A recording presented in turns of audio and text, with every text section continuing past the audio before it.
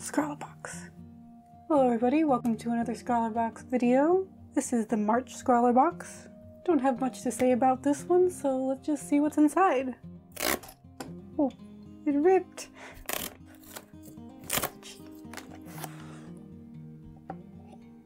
Ooh, candy. I love chewy candies. Even though they're horrible for my teeth, I love chewy candies. The candy this month is Vento Chew Bar. It is vegetarian, very squishy. It says that it's made from real fruit juices, but it doesn't say what flavor it is. I'll have to try that. Then we have this little eraser that escaped from the package. It's Faber-Castell Dust Free. This is, I think, the same type that we got from Jazz's box. So I know that it's pretty good. Next we have the featured artist. Unfortunately, it looks like in the mail it got a bit dented. I don't think you can see it on camera. But I love these little characters that are on it. It's super cute in a very weird way. I think, are these beer bottles? It's very symmetrical, except for this part up top. So you got these little guys at the bottom with skull faces on. And I do love cute skulls. So cute. And they got a little halo. They must be dead. It looks like they're summoning something down here. Anyway, it's super cute and unusual. Looks like we got, I don't know if this is a paper. Oh, it is paper. It's a very pretty blue. For this month's paper, they gave you a pretty sizable pad. Gold line A5 layout pad, 20 sheets, 70 GSM. High quality, smooth white, bleed-proof paper ideal for presentation visuals. And this is another Scrawlrbox exclusive. It's very thin. I think it's marker paper, hence the marker looking graphic on the front. So I'm guessing we're gonna get some markers in here. So let's open up the little package.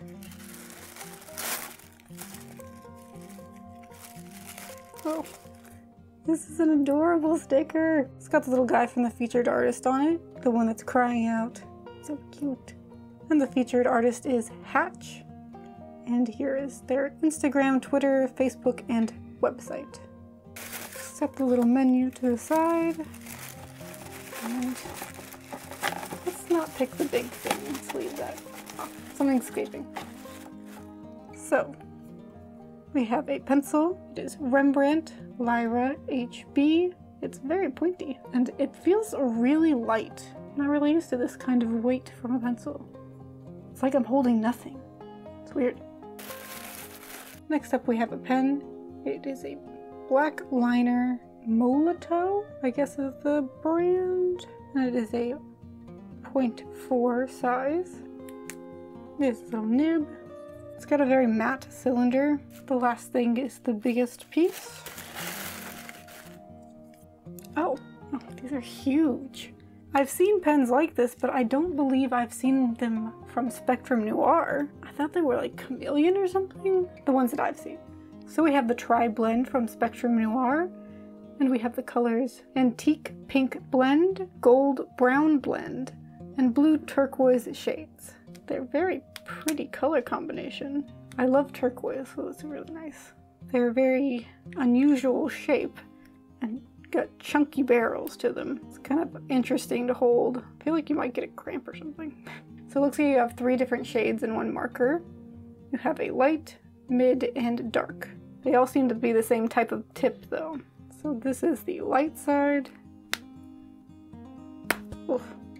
And you have the mid side, which makes you can't connect it. So it's a very short barrel if you're gonna do the mid-size. It'd be nice if they had it so they connected at the end and then you'd still have the same barrel length. Though it's a really long barrel by itself. And then you have the dark side.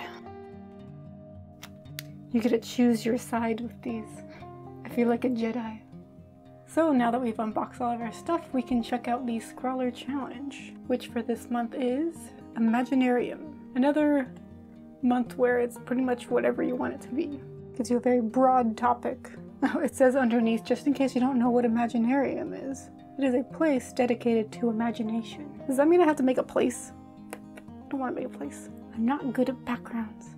Well, let's test these things out and see what I can come up with. Let's start with the markers, and I'm going to go from lightest to the darkest.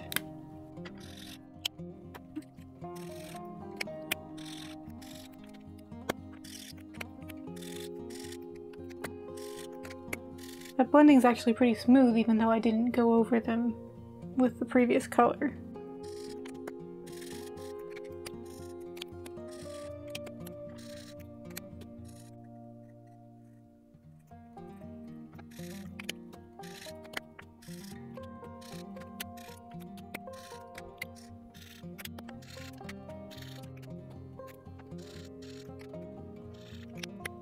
So you can see here the markers blended really well. This side I just put them up next to each other, and on this side I used the blending technique where you go back over with each individual color at the transition point to make it flow better, and they are seamless. The only thing I could probably say that might not be that great is the blue turquoise doesn't really seem to get that much lighter compared to the other two. I love these color choices though. It feels like no matter what you draw, at least the colors are gonna look good because they're so cohesive. So this is kind of like my first 3 marker challenge, even though it's technically 9 markers, but it's just 1 barrel. I think it's a bit cheating, but I'm okay with that. I decided to go with another pretty boy this time because I'm just having fun drawing those right now. To pull in the theme Imaginarium, I thought of doing some kind of scene around him, so I started looking up some references for some poses, and I found one of a guy sitting on a ledge against a wall, which I thought would be good for putting some kind of design behind him. I also found a pose with an abstract landscape on the shirt, and I thought I could do something like that with a scene on the shirt, then possibly having it mostly just the view of the shirt and cropping off half of the face. I was not sure exactly what I wanted to do, but I knew the vibe I was going for, and I knew I wanted to use clouds in some way. So I started drawing out the pose that I liked with that in mind. Then I got the idea that instead of there just being a design around him, he would actually be blending into the design in the background. And I started off drawing a big cloud crossing over him. And that was it for the other ideas. I just couldn't get this one out of my head afterwards. I contained the background in a circle mostly because I didn't want to color the entire page, but also to make it a bit more interesting. I also had parts of the clouds overlap a bit and his legs dangling down. The shape kind of reminds me of Sasuke's family crest, which, now that you know, you will not be able to unsee.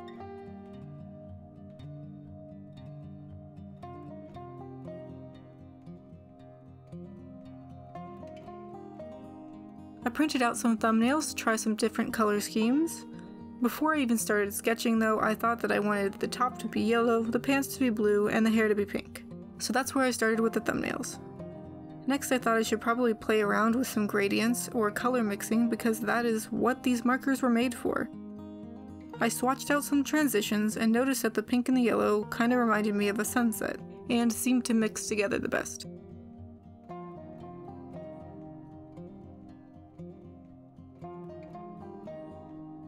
For the shirt, I didn't know if I wanted it to be a flat color or a gradient to match the background, so I did it half and half at first. I played around with the rest of the possible background colors. I was still not sure if I wanted the shirt color to blend into the background or to have it just be the cloud design that blended in. I practiced a couple more combinations off screen and narrowed it down to 3 options. It was hard to decide because they all seemed pretty good. This is probably because the colors just go together well, no matter what. But I chose to go with the sunset background because it seemed the most visually interesting, and the best at showing off the medium. I also decided that the shirt matching with the background would go best with the prompt. I wanted it to have a very daydream-like feel, so it looks like he's kind of losing himself in thought while blending into the background.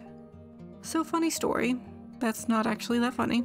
I was going to use my light box to sketch out the design, but once I got everything set up, I could not find the pencil that was provided.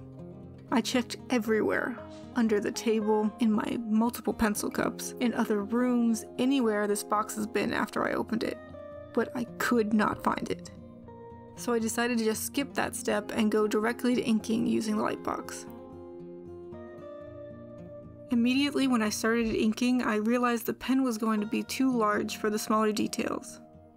It was a 0.04, and I probably would have preferred it to be a 0.3 or smaller for this kind of stuff. I actually considered starting over with my own pens, but I told myself to just keep going for a bit, and if I still couldn't stand it, then I could start over. Luckily, it didn't come to that, and I really started to enjoy the pen when working on the clouds. I did not like using my finger to hold down the paper to see the lines better, so I finally found a good use for that travel brush from the previous box.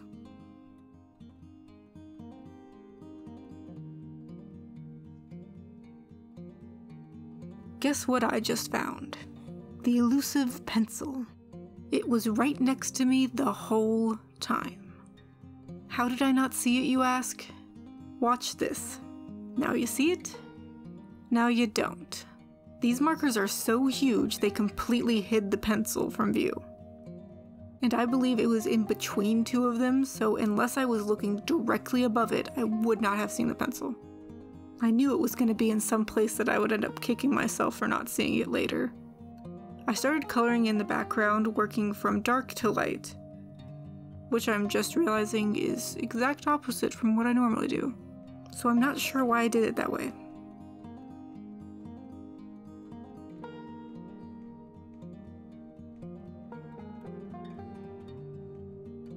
Now I see. I was actually going in a clockwise motion from pink to yellow and then back to pink. I started with the mid pink, then moved to the light pink, then moved to the light yellow, and then I went back over each transition with both colors to mix them. Then I mixed in the mid yellow with the pink to give the yellow a bit more of a gradient effect, as well as add the dark pink at the bottom. I decided I wanted a bit more of a transition between the light and mid yellow, so I added a larger mid yellow section.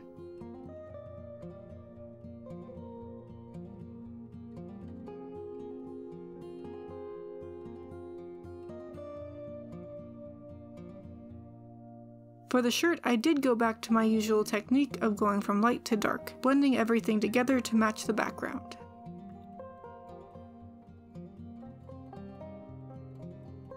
I found when working on a solid color like the pants, it was really convenient having the 3 shades in one marker.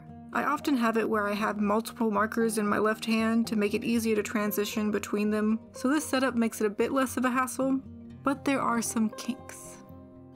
Opening the midsection is very easy, but maybe a little too easy, because it was actually harder to take off the end caps than it was the middle section. So I would often pull apart the midsection accidentally instead of the end. This was especially true with the blue, that for some reason had a really tight end.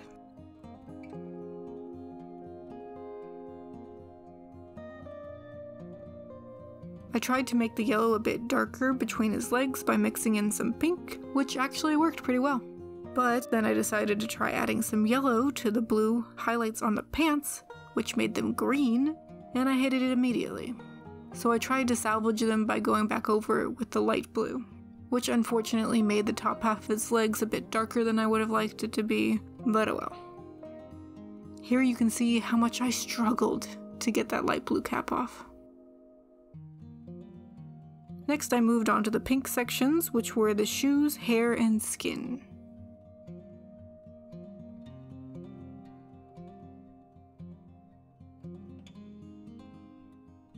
Then I went around adding more shadows where needed.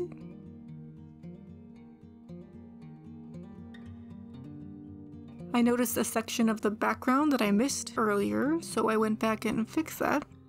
I knew I wanted to add some shadows to the shirt where the cloud design was, and possibly some shadows on the clouds themselves, but I had not decided which color to use for that yet. Both the pink and yellow seemed a bit too dark, and I wanted it to be subtle because I wasn't very confident with where the shadows should be on the clouds. And I didn't want the shirt folds to take away from the cloud aesthetic. I thought about just using one of my light gray markers, but then I remembered the pencil, and went with that instead.